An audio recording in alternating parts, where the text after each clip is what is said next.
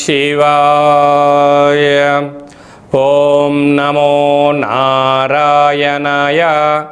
నరదృష్టి నివారణ కాల భైరవాయ నమో నమః. హరి ఓం.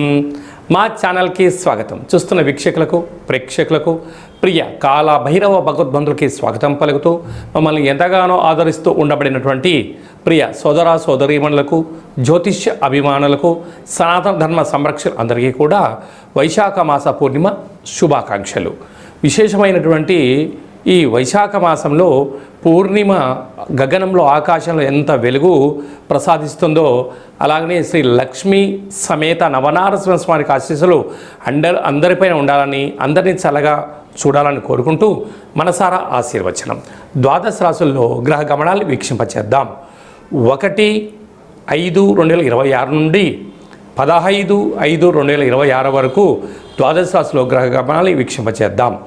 మేషరాశిలో ఏడాది తర్వాత రవి భగవానుడు సంచార స్థితి, అక్కడే బుధ సంచార స్థితి, బుధాదిత్య రాజయోగము మరియు శుక్రుడు స్వక్షత్రకారకుడు వృషభ రాశిలో, మిథున రాశిలో దేవగురు బృహస్పతి సంచార స్థితి, సింహరాశిలో కేతు సంచార స్థితి, కుంభరాశిలో రాహు సంచార స్థితి, మీనరాశిలో కుజుడు మరియు శని భగవానుడు సంచార స్థితితో ద్వాదశ రాశుల్లో గ్రహ గమనాలు ఈ విధంగా ఉన్నాయి.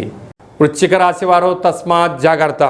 ఎన్నడూ లేని విధంగా పంచమ స్థానంలో కుజశనుల కలయిక, షష్టమ స్థానంలో రవి బుధుల యొక్క సంచార స్థితి రెండూ అనుకూలం కాదు అని చెప్పి గమనించాలి.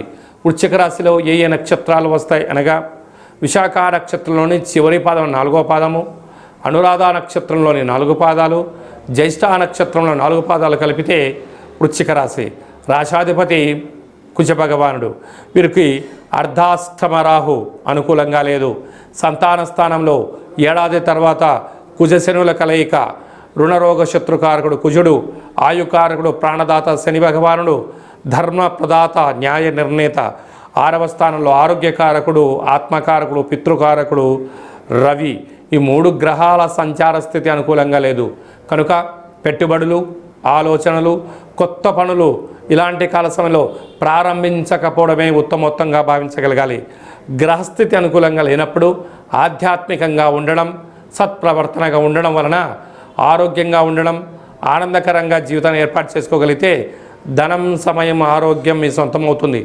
కాకపోతే కలియుగ కాలంలో కాసు లేకపోతే జీవనం ఉండదు, ఆరోగ్యం లేకపోతే ఆనందం ఉండదు. కనుక ఈ రెండూ లేకపోతే మనిషి మనుగడనే ఉండదు. కనుక వృశ్చిక రాశి మిత్రులారా, ఇది చాలా అరుదైనటువంటి గ్రహ సంచార స్థితి ఉంది. కనుక ఇలాంటి కాల సమయంలో లక్ష్మీ నవనారసింహ స్వామి వారి యొక్క కళ్యాణంలో పాల్గొనడం, ఆ అక్షంతలను శిరస్సు పైన వేసుకోవడం శక్తి కలిగింది. ఎర్రటి గులాబీల మాలను స్వామివారికి సమర్పించండి. అలాగనే ఈ పూర్ణిమ తిథి యందున వెడల్పాటి నీటిలో ఎర్రటి కుంకుమను, నవధాన్యాలను వేసి చంద్రభగవాన్ని చూస్తూ మీ మనసులో కోరికలు నెరవేర్చాలని చెప్పి దండం పెట్టుకొని వీటిని తీసుకొని వెళ్ళి మేడి చెట్టుకు పోసినట్టయితే సకల గ్రహ దోషాలు తొలగి ఐశ్వర్యమానందం కలిగి ఉన్నతమైన జీవన ప్రయాణాలలో మీ విజయాన్ని ఎవరు ఆపలేరు అని చెప్పి గమనించాలి. మనకు ఈ విధంగా వైశాఖ మాసం అంతను కూడా అద్భుతమైన ఆధ్యాత్మిక మాసము.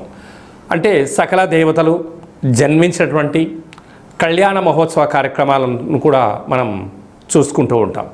కనుక ఈ వైశాఖ మాసంలో పూర్ణిమకు తిథి రోజు ఒక్కరోజు ముందర మనకు లక్ష్మీ నవనారసింహ స్వామి యొక్క జయంతి మహోత్సవ కార్యక్రమాలు కూడా జరుగుతున్నాయి.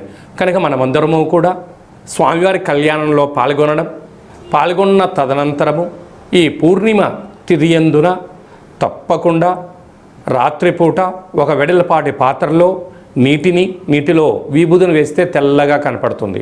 అందులో నుంచి చంద్రుని దర్శించగలిగినట్లయితే ఆ చంద్రుని చూస్తూ మీ కోరికలు కోరుకొని ఈ యొక్క సంపూర్ణమైనటువంటి చంద్రుడి దర్శనం చేసినటువంటి ఈ యొక్క క్షీరసాగరంతో సమానమైనటువంటి ఈ యొక్క విభూది జలాలను తలపైన చల్లుకున్నట్లయితే, తదనంతరం ఒక మామిడి వృక్షానికి పోసినట్లయితే అఖండమైన అష్ట కష్టాలు తొలగిపోయి అష్టైశ్వర్య ప్రాప్తి కలుగుతుందని చెప్పి గమనించాలి.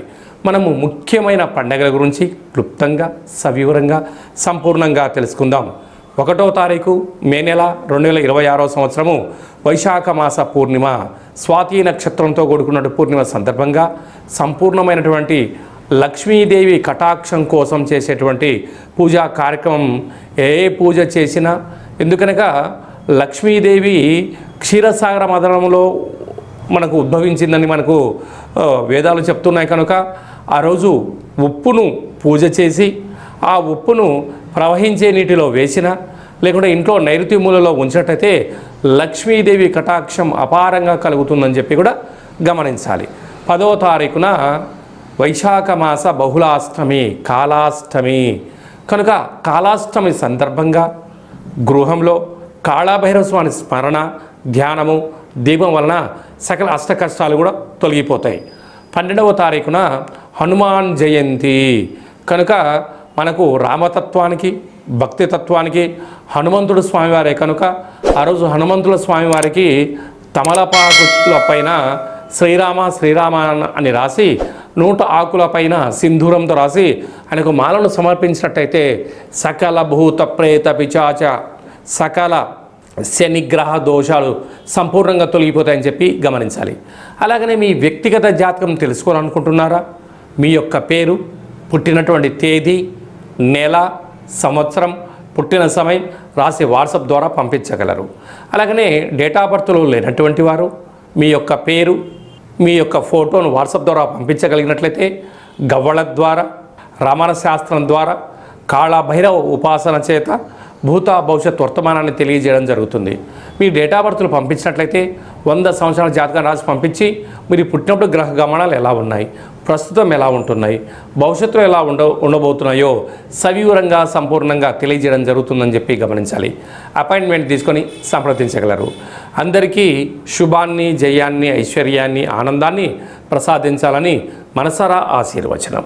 శతమానం భవతి శతాయు పురుష సతేంద్రియ ఆయుష్యేవేంద్రియే ప్రతిష్టతి ధనం ధాన్యం బహుపుత్రలాభం శత సంవత్సరం దీర్ఘమాయు సర్వే జనా సుఖినో భవంతు లోకా సమస్తా సుఖినో భవంతు సర్వం కాళభైరవ దేవతార్పణమస్తు.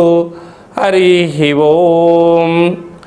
ఈ వీడియో మీకు నచ్చినట్టయితే మా ఛానల్ని సబ్స్క్రైబ్ చేసుకోండి, లైక్ చేయండి. ఈ ఆధ్యాత్మిక భక్తి సమాచారాన్ని భగవద్బంధులకు, మిత్రులకు చేరవేసి హిందూ ధర్మాన్ని కాపాడండి.